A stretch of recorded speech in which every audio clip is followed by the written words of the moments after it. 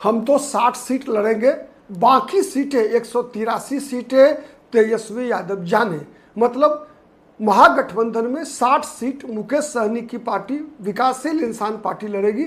शेष जो 183 सीटें बचती है उस सीटों को तेजस्वी यादव कैसे बांटेंगे, राजद कितनी सीटें लड़ेगी, कांग्रेस पार्टी कितनी सीटें लड़ेगी, सीपीआई, सीपीएम, सीपीआईएमएल और पशुपति कुमार पारस की पार्टी को कितनी सीटें देंगे, ये जाने तेजस्वी प्रसाद यादव। ये ट्वीट किया है मुकेश सहनी ने। मुकेश सहनी ने कहा कि वीआईपी विकासशील इंसान पार्टी 60 सीट से नीचे कोई कंप्रोमाइज नहीं करेगी। विकासशील इंसान पार्टी का नेता उप मुख्यमंत्री बनेगा, तेजस्वी यादव मुख्यमंत्री बनेंगे, ये बातें तय है, इस पे कोई कंप्रोमाइज नहीं होगी। संकेत क्या है मित्रों? मैं प्रदीप कुमार, नमस्कार, और आप देख रहे हैं पॉलिटिकल आइडिया। मित्रों, मुकेश सहनी का एक ट्वीट काफ़ी चर्चा में है, पॉलिटिकल सर्किल में, राजनीतिक सर्किल में काफ़ी चर्चा का विषय बना हुआ है। इस ट्वीट के माध्यम से मुकेश सहनी ने कहा कि अति पिछड़ा का बेटा बिहार का डिप्टी सीएम बनेगा और विकासशील इंसान पार्टी 60 सीटें लड़ेगी। इन सीटों पे कोई कंप्रोमाइज नहीं होगा।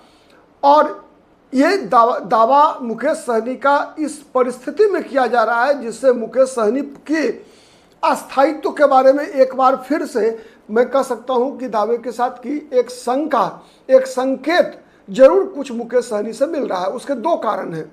सबसे पहला कारण है कि मुकेश सहनी का अब तक का 2015 में जब से वो राजनीति में आए, मुकेश सोनी नाम लिखा करते थे। मुकेश सोनी से मुकेश सहनी बने। भारतीय जनता पार्टी के बिहार प्रदेश के एक मुकेश सहनी की जाति के ही नेता ने उनको मुकेश सोनी से मुकेश सहनी नाम बदल लेने की सलाह दिया। पहला चुनाव 2015 में वो बिहार में भारतीय जनता पार्टी के साथ चुनाव में उम्मीदवार नहीं थे उनके, लेकिन भारतीय जनता पार्टी के लिए प्रचार किया। लेकिन फिर उसके बाद से जो आपको पता है 2019 का लोकसभा चुनाव और 2024 का लोकसभा चुनाव आरजेडी के साथ लड़े। 2020 का विधानसभा चुनाव जो है वो एनडीए के साथ लड़े। ये सब इतिहास है। लेकिन महत्व का विषय यह है कि जितनी बार भी आपने देखा कि जितनी बार भी पाला बदलने का काम किया है मुकेश सहनी ने, उसके संकेत मुकेश सहनी के 1 महीना पहले के एक्टिविटी से लगना शुरू हो जाता है। और हर बार कहीं ना कहीं देखेंगे आप कि दिल्ली दौरा जरूर होता है उनका। तो आपकी जानकारी के लिए एक और बताऊं कि ये ट्वीट केवल अकेला नहीं है, बल्कि कल मुकेश सहनी दिल्ली भी जाने वाले हैं। और दिल्ली में चर्चा ऐसी चल रही है कि कुछ लोगों से मुलाकात होनी है। मैं आज इस समाचार को ब्रेक नहीं कर सकता कि किन से मुकेश सहनी की मुलाकात होनी है, लेकिन सूत्र ऐसे बता रहे हैं कि कहीं ना कहीं भारतीय जनता पार्टी के कई नेताओं के साथ मुकेश सहनी संपर्क में लगातार बने हुए हैं।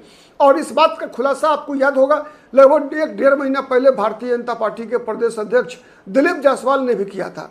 दिलीप जायसवाल ने किया था और कहा था कि मुकेश सहनी एनडीए में आएंगे।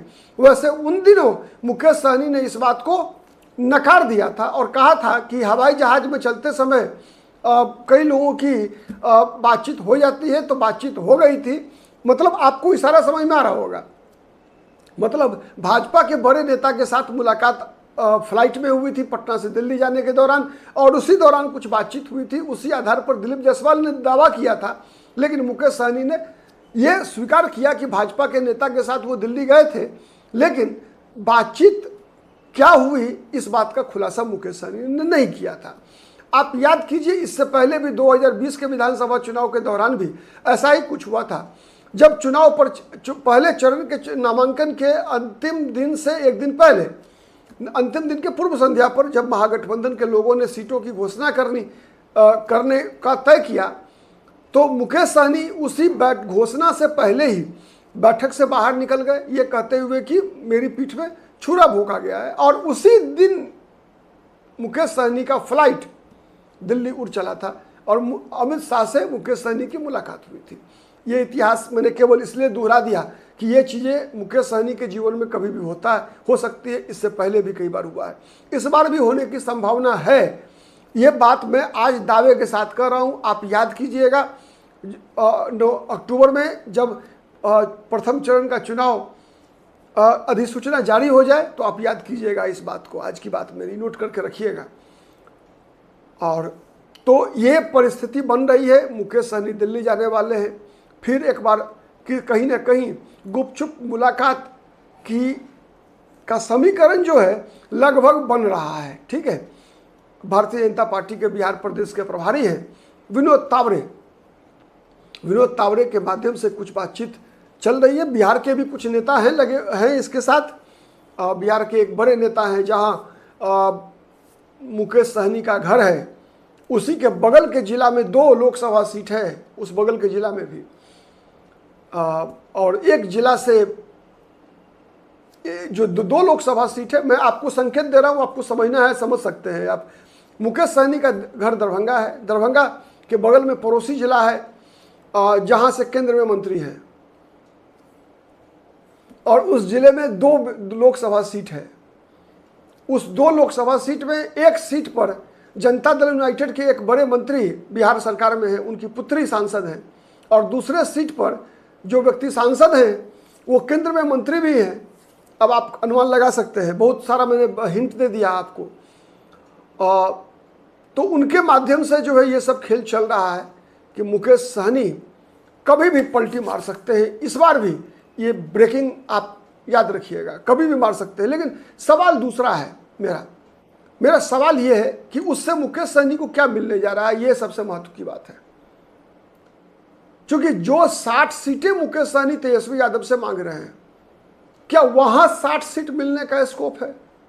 मेरा पहला सवाल है, और इस सवाल का जवाब मैं आप दर्शकों से अभी चाहता हूं। मुकेश सहनी का जवाब तो आने वाले दिनों में मिलेगा, आज नहीं मिलेगा।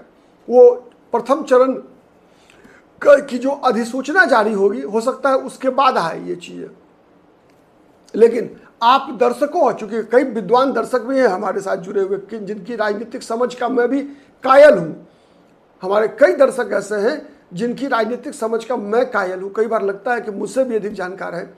ठीक है, तो इसीलिए आप सबसे आग्रह है कि आपको क्या लगता है ये आप भी बताइए, क्योंकि सोशल मीडिया में संवाद 2 तरफा होता है, एक तरफा नहीं होता। तो ये चीज़ें आप शायद इशारा मैंने जो किया पूरा बता दिया। मुकेश सहनी दरभंगा के रहने वाले हैं, दरभंगा के बगल का एक जिला है जहाँ से एक सांसद हैं जो कि बिहार सरकार में बड़े मंत्री हैं, उनकी पुत्री है, और दूसरे सीट से जो सांसद हैं वो केंद्र में मंत्री हैं, और उनके माध्यम से बातचीत चल रही है। तो दिल्ली में ये स्थिति है। बिहार में सवाल उठता है कि तेजस्वी यादव तब फिर करेंगे क्या? तेजस्वी यादव के लिए ये कितना बड़ा खतरा होगा? एक सवाल ये है कि अगर मुकेश सहनी ने पाला बदल दिया, पासा पलट दिया, अगर कुछ ऐसा कर दिया, तो सवाल ये उठता है कि मुकेश सहनी करेंगे क्यों? क्या सीट केवल मुद्दा होगा? मुझे नहीं लगता। क्यों आप कहेंगे? इसलिए कि मैं दावे से कह रहा हूं कि जितनी सीटें मुकेश सहनी को महागठबंधन में मिलेगी उतना एनडीए में नहीं मिल सकता, ऐसा मेरा मानना है। आपको क्या लगता है बताइएगा? क्योंकि एनडीए में जितने भी दल हैं, भाजपा, जदयू, ये 2 बड़े बड़े दल हैं, और यही सबसे बड़ा कारण है कि मुकेश सहनी के लिए स्कोप नहीं बनता। उधर महागठबंधन में एक बहुत बड़ा दल है, राजद, लेकिन यहां भाजपा और जनता दल यूनाइटेड दोनों बड़े दल हैं। तो इसीलिए छोटे दलों के लिए सीटें कम बचती है। वहां कांग्रेस बड़ा दल बनने का प्रयास कर रही है महागठबंधन में, लेकिन यहां चिराग पासवान तीसरे नंबर पे है, चौथे 5वें नंबर पर जीतन राम मांझी, उपेंद्र कुशवाहा है, मार्जिनल प्लेयर है। ठीक है, लेकिन महागठबंधन में सीपीआई, सीपीएम, पशुपति कुमार पारस की पार्टी, ये सब मार्जिनल है। सीपीआई एमएल भी आप कह सकते हैं मार्जिनल प्लेयर है। अगर छोड़कर जाती भी है तो बहुत अंतर नहीं पड़ेगा, 5 से 7 सीट का अंतर पड़ेगा। मैं ये जान रहा हूं कि सीपीआई एमएल का आरजेडी के साथ होना दोनों को मिलाकर 25-30 सीटें जितवा पाने में सक्षम है। लेकिन अगर सीपीआई एमएल अकेले लड़ती है अगर, तो 5 सीट से ज़्यादा किसी भी कीमत पर नहीं जीत सकती, किसी भी कीमत पर नहीं जीत सकती। ये उसकी ताकत है।